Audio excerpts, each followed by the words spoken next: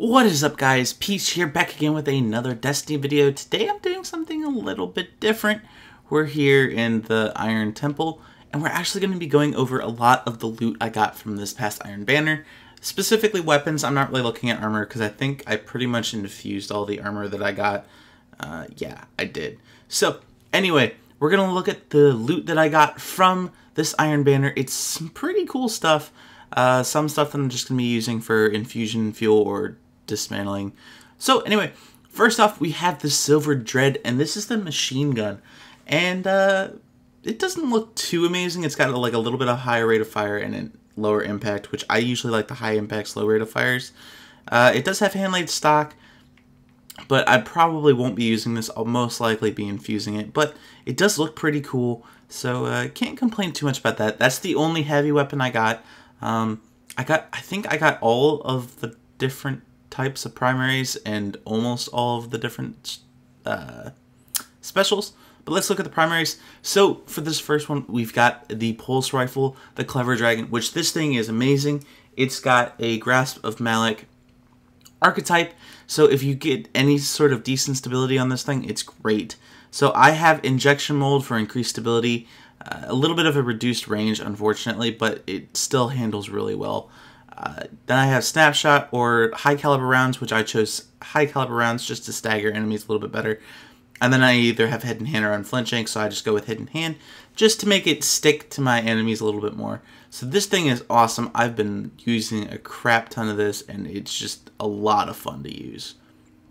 Continuing on with my primaries, we're actually going to go to the bottom here. I have the Unbent Tree. This is like a Doctrine-like auto rifle, and it's actually pretty decent if you get 2 stability perks. That's really what you need. So on this one, I do have perfect balance. However, my hand laid stock increases the stability even more. I lose most of my range, but to be completely honest, I haven't really noticed it too bad. Then I either have lightweight or a casket mag, so I chose lightweight because I don't want to lose ammo or stability. And then finally I have persistence, so this weapon grows more accurate the longer it's fired. So as far as this auto rifle goes, this is one of the better rolls that you can get for it, I think.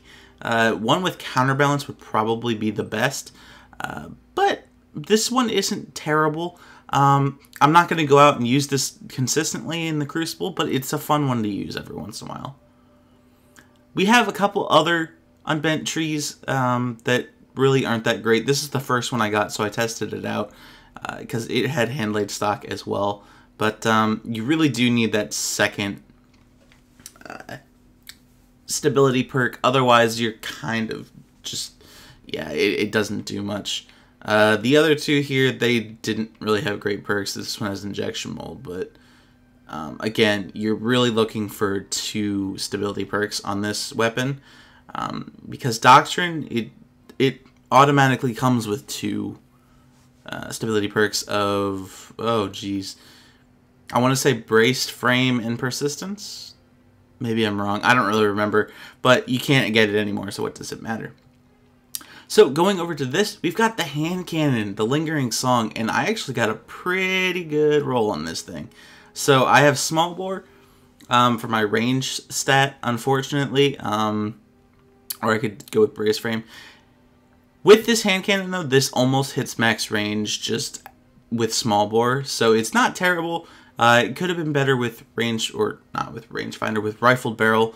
But at the same time, I didn't lose my reload speed, so that's kind of nice. I do lose a shot in the magazine, but it's not really the biggest deal.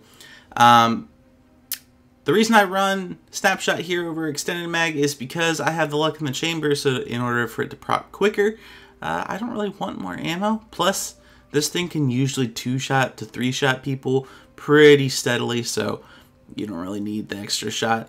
And then we have luck in the chamber. So this thing hits like a truck. It's great in PvE as well, especially in the raid. You can 1-shot all the shanks in the raid.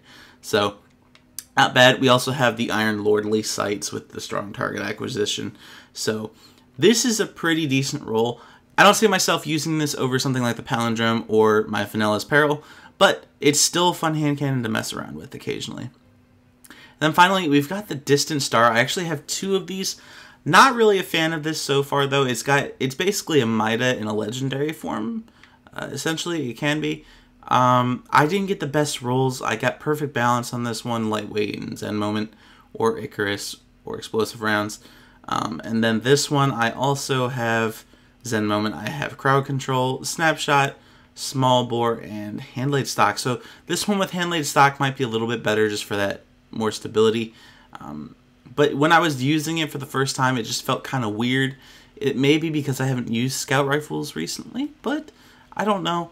It's a fun looking weapon though, and still fun to mess around with, so that's pretty fun.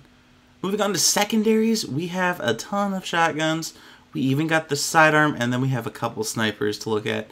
So first off with the shotguns, this isn't a PvP shotgun at all. It's more of a PvE shotgun, just the way its stats are rolled, which is why I like this one, because it's got full auto, so this is going to be fun in PvE to use. It's also got rifle barrel for range. We have quick draw or feather mag or injection mold, but I'm probably going to go with rifle barrel, quick draw, and full auto, just because this thing will just shoot out damage like crazy. So it'll be fun to use in PvE maybe. Other than that, I don't really see myself using this shotgun too often. I mean, same with these other rolls. They're not that great. Most of them, or a lot of them, have final round on them, I've noticed. Actually, all 4 of these do, right here, have final round.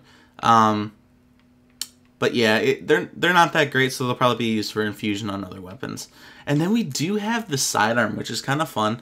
I haven't tried it out yet. I probably will before infusing it, essentially. I don't use sidearms very often. And this one doesn't have the best roll. It's got speed, reload, oiled frame, snapshot, high caliber rounds, battle runner, and hidden hand. So it's not amazing. It does have strong target acquisition sights, which is nice. But yeah, don't really see myself using this over something like a sniper or a shotgun. Speaking of the snipers, we have 3 of them.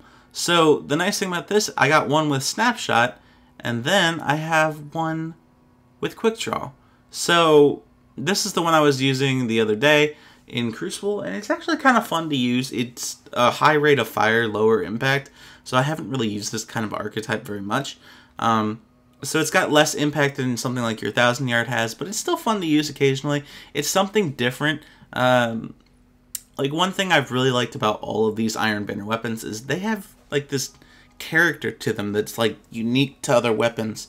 So it's been kind of fun just experimenting with these new weapons. I have to say so far that I really like this pulse rifle. The hand cannon is fun to mess around with too, and this auto rifle here with the roll I got is kind of fun to use as well. Otherwise, I'm probably just going to be sticking to most of my other normal weapons. So let me know what you guys got from this Iron Banner, guys, and let me know if you got anything fun that you like to use a lot. And with that being said, I bid you all adieu. Peach out.